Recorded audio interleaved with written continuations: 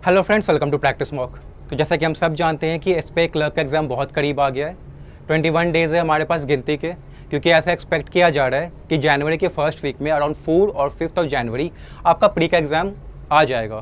तो हमारे पास 21 डेज़ बचे हुए हैं। तो इन 21 डेज़ में इंग्लिश के लिए हमारी क्या स्ट्रैटेजी होनी चाहिए, आज वीडियो में हम डिस्कस करेंगे। तो आइए स्टार्ट करते हैं। तो सबसे पहले हम देख लेते हैं कि प्री का जो इंग्लिश सेक्शन होता है वो कैसा होता है और किस तरह के क्वेश्चन उसमें आते हैं। तो प्री में 30 क्वेश्चन आते हैं आपके इंग्लिश के, 20 मिनट्स मिलता है आपको करने के लिए।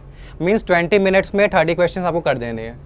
अब किस किस टॉपिक से आते हैं आपका आरसी रीडिंग कॉम्प्रिहेंशन आता है, क्लोज पैसेज आता है, ठीक है। क्लोज पैसेज के साथ आपका फिलर भी आ जाता है कभी कभी, कभी किसी शिफ्ट में क्लोज पैसेज आ गया, कभी फिलर वाले क्वेश्चन आ गए, फिल इन द ब्लैंक्स आ गए, कभी parajumble, sentence rearrangement, word swap या वर्ड रिप्लेसमेंट और एरर और सेंटेंस इंप्रूवमेंट के क्वेश्चंस आते हैं। यानी कि ये आपका पूरा एक ओवरव्यू होता है प्री के इंग्लिश सेक्शन का। अब यहाँ पे इन सारे क्वेश्चंस आते हैं, 30 क्वेश्चंस है, 20 मिनट्स है। अब हम क्या करें ऐसे 21 डेज़ में कि हमारा ये जो पूरा पेपर है ये बहुत अच्छे से निकल जाए। तो वही मैं आपको बताता हूँ। तो क्या करना है आज से, ठीक है, आपको एक फुल लेंथ मॉक प्लस एक सेक्शनल टेस्ट इंग्लिश का,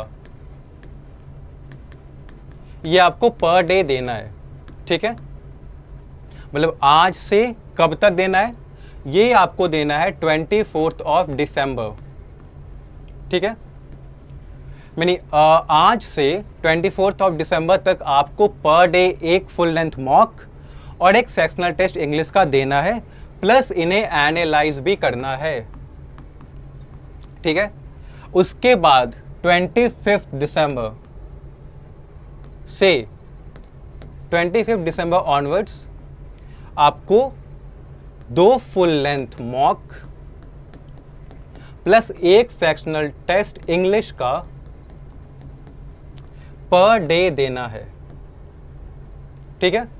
तो ये आपकी टाइम टेबल होगी। आप आज से लेके जब आपका एग्ज़ाम होता है, जब भी हो, 4th को हो, 5th को हो, एग्ज़ाम से जो पहले वाला दिन है उस दिन रेस्ट कर लेना, उस दिन कुछ मत करना, बट उससे पहले वाले दिन तक आपको ये टाइम टेबल फॉलो करना है। 24 दिसंबर तक आपको 1 full length mock plus 1 sectional test देना है और एनालाइज करना है। उसके बाद 25 से जब तक आपका एग्ज़ाम नहीं आता, आपको 2 फुल लेंथ मॉक और एक सेक्शनल टेस्ट इंग्लिश का पर डे देना है, ये प्री के लिए, ठीक है। अब क्यों देना है, क्योंकि प्री जो होता है वो आपकी स्पीड एंड एक्यूरेसी का खेल है। क्योंकि 30 क्वेश्चंस करने हैं, 20 मिनट्स है, तो स्पीड तो चाहिए, तभी तो 30 क्वेश्चन हो पाएंगे, और एक्यूरेसी के साथ करनी है। क्योंकि एज वी ऑल नो कि एसबीआई क्लर्क का कट ऑफ कितना हाई जाता है, 75 से 85 आप एक्सपेक्ट कर सकते हैं, ये वेरी करता है, बट इतने के बीच आपको स्कोर करना ही है। तो इंग्लिश काफ़ी एक स्कोरिंग सेक्शन है और इसकी इंपॉर्टेंस भी उतनी ही बढ़ जाती है। तो जितना आप मॉक देंगे, जितना आप उसे एनालाइज करेंगे, तो एक तो आपकी स्पीड बढ़ेगी, सेकंड आप एग्ज़ाम का जो इन्वायरमेंट होता है, उसका जो प्रेशर होता है, जो थॉट प्रोसेस चलते हैं उस टाइम, उससे फेमिलियर हो जाएंगे, तो वो आपको डराएंगे नहीं, आप उनसे डील करना सीख जाएंगे। और सेकंड, जब आप एनालाइज करेंगे तो आपको अपना वीक जो पॉइंट है, जो वीक सेगमेंट्स है, वो दिखेंगे।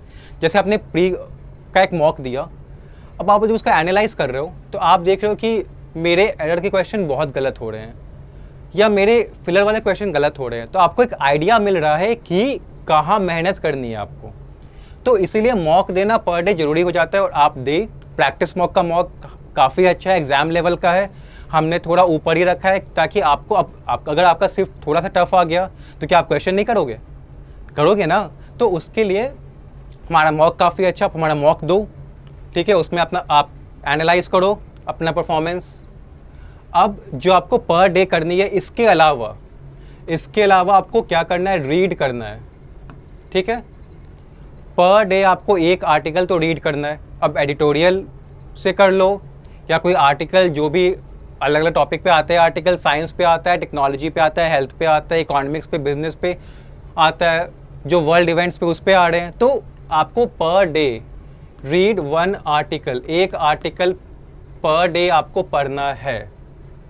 क्यों पढ़ना है तो मैं बताता हूँ।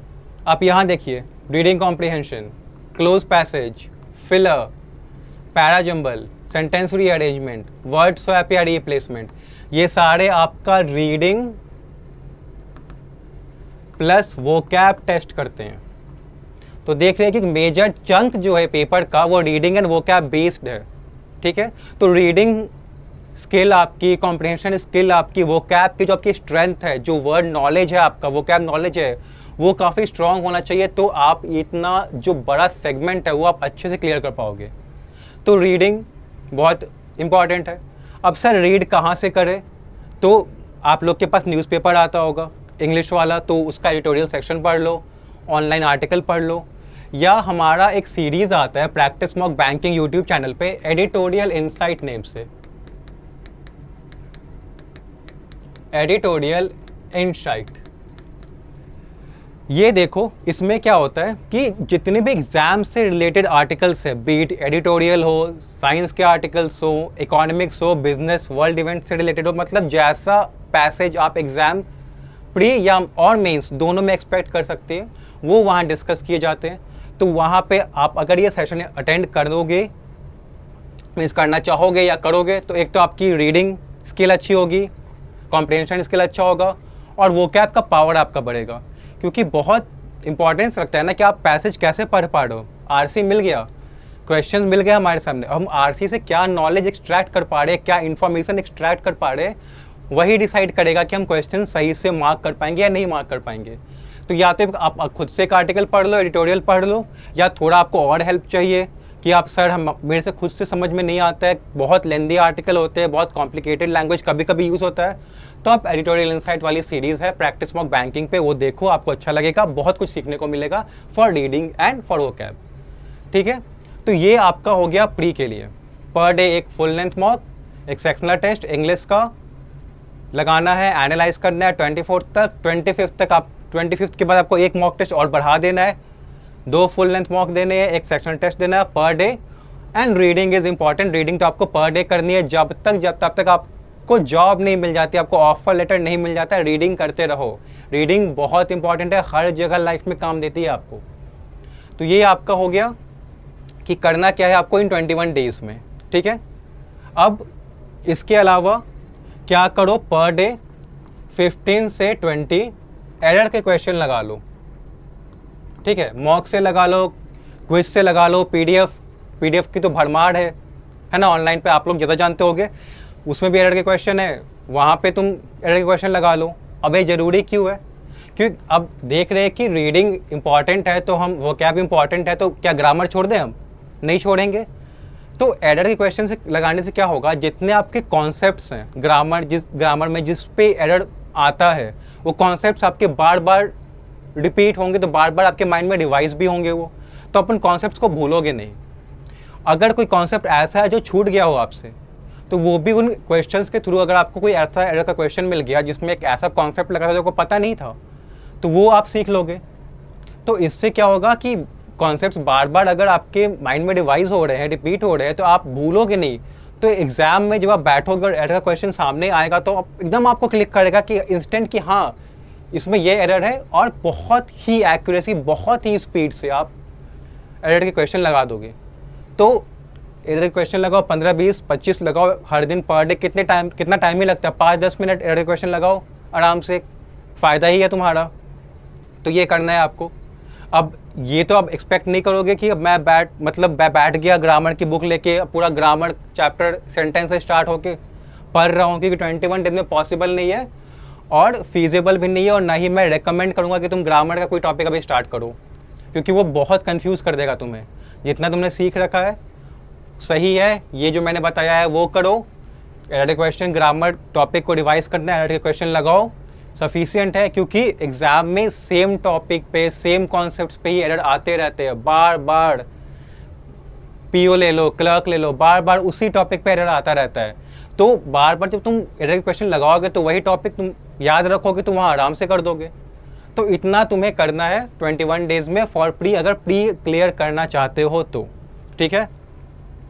अब आइए मेंस की बात करते हैं, क्योंकि सिर्फ प्री ही तो क्लियर नहीं करना है ना। प्री क्लियर करके तो नहीं आपके पास आके हाँ लीजिए एग्ज़ाम प्री क्लियर कर लिया जॉब ले लीजिए, ऐसा तो है नहीं, मेंस भी एक क्लियर करना होता है। तो मेंस के लिए क्या करना है, तो जिस दिन आपने प्री का एग्ज़ाम दिया उस दिन रेस्ट कर लो, चलिए बनता है, आप डिज़र्व भी करते हो, मेहनत की है आपने, रेस्ट करो, फुल डे रेस्ट करो, सो जाओ। कल होके एक फुल लेंथ मॉक लगाओ मेंस का, और रियल टाइम में लगाओ, सबमिट करके और क्वेश्चन पढ़ रहे हैं और टाइम देख रहे हैं कि हाँ बहुत अच्छे क्वेश्चन आते हैं भाई मेंस में, तो वो नहीं करना है, रियल टाइम में फुल लेंथ मॉक लगाओ। अब इससे क्या होगा, दो चीज़ें होंगी, ठीक है। पहला क्या होगा, तुम्हें थोड़ा अंदाज़ा हो जाएगा कि तुम कितने रेडी हो मेंस के लिए, अभी तक तुमने कितना किया, क्या तुमने सही में पढ़ाई की या तुम बस घास काट रहे थे, तो ये आपका क्लियर हो जाएगा। सेकंड, क्वेश्चन से आप रूबरू हो जाओगे, रिकॉग्नाइज करोगे क्वेश्चन को, आप मतलब कंफर्टेबल हो जाओगे आप मेंस लेवल क्वेश्चन से। क्योंकि अगर इंग्लिश की बात करें तो प्री और मेंस में बहुत डिफरेंट होता है, बहुत डिफरेंट हो जाता है पैटर्न क्वेश्चंस का। तो अगर तुम फेमिलियर नहीं होगे एकदम से और वहाँ पे एग्ज़ाम में खुलेगा तो भक मार जाएगा, तो वहीं पे फ्रीज कर जाओगे, कुछ बना नहीं पाओगे, ठीक है। मैं एक एग्जांपल देता हूँ। अब जैसे प्री में क्या होता है, एरर आता है, तो एरर में बस एरर ही करना है, पैरा जंबल है तो बस पैरा जंबल में आपको बस सेंटेंस को ही अरेंज कर देना है सही से। बट मेंस में ऐसा नहीं है, मेंस में पैरा जंबल में आपको फिलर, एरर, वर्ड स्वैप सब डाल के दे देंगे, आरसी में भी एरर डाल देंगे, ठीक है। अब फिलर है तो फिलर में वर्ड स्वैप डाल दिया है, फिलर में एरर डाल दिया, मतलब सिंपल कुछ नहीं होता है, सब घुमा फिरा के होता है, बेशक सेम कॉन्सेप्ट पे होता है, बट फेमिलियर रहोगे तभी तो अच्छे से कर पाओगे। अब कुछ भी कितने भी आप रेडी हो, आप कोई अचानक से कोई नई चीज़ आ जाती है तो थोड़ा सा तो हमें कॉन्फिडेंस लेवल कम होता है ना, कि हम कर पाएंगे या नहीं कर पाएंगे, पता नहीं। तो इसीलिए मेंस के मॉक देना इंपॉर्टेंट है कि आपको एक तो आप रिकॉग्नाइज करो क्वेश्चंस को, फैमिलियर हो जाओ, कंफर्टेबल हो जाओ क्वेश्चन से। सेकंड कि अपना गॉज करो कि कितना प्रिपेयर किया, कितना और करना है, ठीक है। उसके बाद क्योंकि एक मंथ मिलता है मेंस का, मिलता है ना में एक मंथ, यानी इक्वल टू कितना, ऑलमोस्ट 4 वीक्स, चलिए मान के चलते। तो इन 4 वीक्स में एटलीस्ट 2 फुल लेंथ मॉक तो पर वीक देने ही है, और एनालाइज भी करना है, प्लस एनालाइज, ठीक है। इतना करना है आपको, 2 full length mock per week दो, एनालाइज करो और रियल टाइम में दो, ठीक है। सबमिट करके मत दो, नहीं बन पा रहा है कोई बात नहीं, ठीक है। मेंस में आपको पूरे क्वेश्चन करने भी नहीं होते हैं, स्ट्रैटेजी बना लो, मेरा जो स्ट्रॉन्ग पॉइंट है। क्योंकि देखिए मेंस के क्वेश्चन रीडिंग पे बहुत हैवीली फोकस्ड होते हैं, आरसी होगा, क्लोज पैसेज आ गया आपका, फिर क्या कहते हैं पैरा जंबल आ गया, तो रीडिंग पे ही है। अब पैरा जंबल में वो उसने एरर डाल दिया है, या पैरा जंबल में कोई सेंटेंस कोई आपको रीअरेंज करना पड़ रहा है, तो रीडिंग है इंपॉर्टेंट, वो कैब है इंपॉर्टेंट, इसलिए तो मैं कह रहा हूँ कि रीड करते रहना है आपको पर डे। तो इससे बेस्ड क्वेश्चन आते हैं, तो इसके लिए इंपॉर्टेंट है कि आप रियल टाइम में दो, कुछ भी करो रियल टाइम में दो।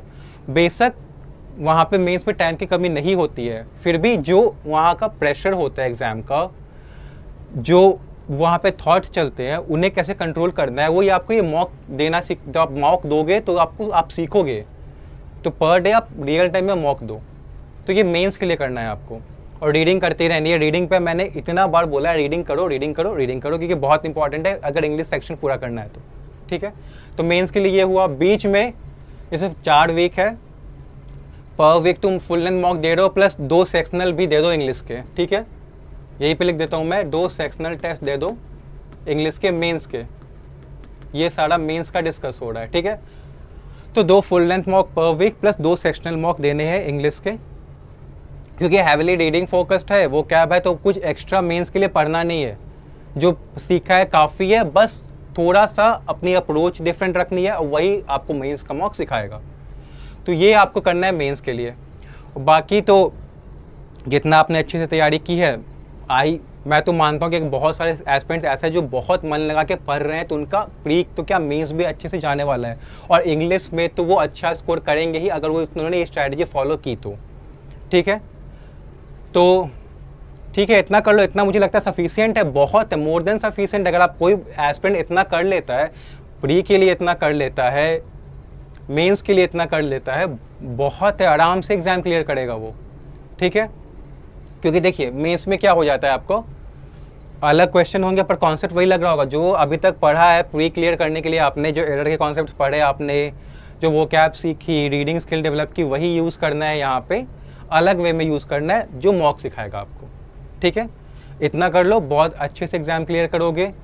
तो आई होप मैंने इस वीडियो में सब कुछ, लगभग सब कुछ आपको बता दिया है जो करना है आपको इन 21 डेज़ में। उसके बाद जब 21 डेज़ हो जाएगा उसके बाद क्या करना है आपको। ठीक है, अब ये जो पीरियड चल रहा है आज से लेके जब तक मेंस नहीं हो जाता है तब तक आपको 3 चीज़ पे बहुत ध्यान देना है। पहला, डाइट अपनी बहुत अच्छी रखनी है आपको। क्यों? क्योंकि ऐसा ना हो कि एग्ज़ाम वाले दिन ही के पहले कुछ खा लिया गड़बड़ और पेट गड़बड़ हो गया या तबीयत ख़राब हो गई, एग्ज़ाम दे ही ना पाओ, तो ये नहीं करना है। दूसरा, स्लीप, एडिक्वेट स्लीप लेनी है, क्योंकि अगर आप स्लीप अच्छे से लोगे आपकी बॉडी अच्छे से रिलैक्स करेगी, रिजुवेनेट होगी, तो माइंड आपका 100% कैपेसिटी पे चल रहा होगा एग्ज़ाम वाले दिन भी और हर डे चलेगा। तो आपका जो मैक्सिमम आउटपुट है वो अपना आप दे पाओगे। जो कहते हो ना कि सर मैं 100% दूंगा, तो भाई डाइट अच्छी रहेगी, स्लीप अच्छा रहेगा तो ही 100% दे पाओगे, वरना बोलते ही रह जाओगे कि सर मैंने 100% दिया था। तो डाइट और स्लीप बहुत इंपॉर्टेंट है, इस पर कॉम्प्रोमाइज़ मत करना। ठीक है, पढ़ाई तो है ही, पढ़ाई बिना पढ़ाई के तो एग्ज़ाम तो निकलेगा नहीं, बट ये भी उतना ही इंपॉर्टेंट है, बस बहुत लोग इस पर फोकस करते ही नहीं है। कितने बार हुआ है कितने लोगों का कि एग्ज़ाम वाले दिन ही तबीयत ख़राब हो गई, या पेपर दे रहे हैं पेट दर्द होने लग गया। अब फोकस कहाँ करे, पेपर पे करे या अपने तबीयत पे करे? तो पहले से ही प्रिकॉशन लेके चलो। ठीक है, चलो इतना कर लोगे, एग्ज़ाम अच्छे से क्लियर करोगे। मुझे पता है आप लोग बहुत अच्छे से पढ़ाई कर रहे हो, बहुत मेहनत करते हो आप लोग। ठीक है, अप्रोच मैंने बता दिया है, लग जाओ आज से। चलिए, हाँ, ये बहुत अच्छी चीज़ है जो प्रैक्टिस मॉक ने आप सभी के लिए, मतलब प्रैक्टिस मॉक लेके आया आप सभी के लिए, क्योंकि हम जानते हैं कि आप कितना मेहनत करते हो।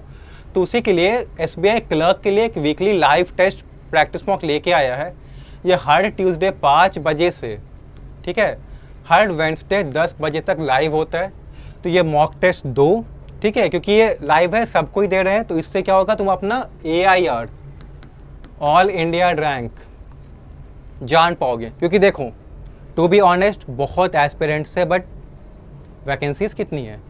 बहुत है, क्योंकि उतनी तो नहीं है कि सारे एस्पिरेंट्स को मिल जाएगी। तो जो टॉप ब्रास होगा वही लेके जाएगा, और ये जो लाइव टेस्ट है ये आपको वही बताएगा कि आप उस टॉप पे कहाँ लैंड करते हो, या कितना मेहनत करना है आपको उस टॉप पे पहुँचने के लिए कि आपको SBI क्लर्क का जॉब मिले आपको, जिसके लिए आप इतने टाइम से मेहनत कर रहे हो। तो वीकली लाइव टेस्ट लगाओ, बहुत अच्छा है। रिजल्ट का डेट क्या है? हर थर्सडे को 10 बजे रिजल्ट मिल जाएगा आपको। एनालाइज करो, अपना लेवल देखो, अपना रैंक देखो, ठीक है, कॉन्फिडेंट भी फील करोगे इससे, और ये भी पता चलेगा कि कितनी मेहनत करनी है, रियल कंपटीशन में मैं कहाँ स्टैंड करता हूँ।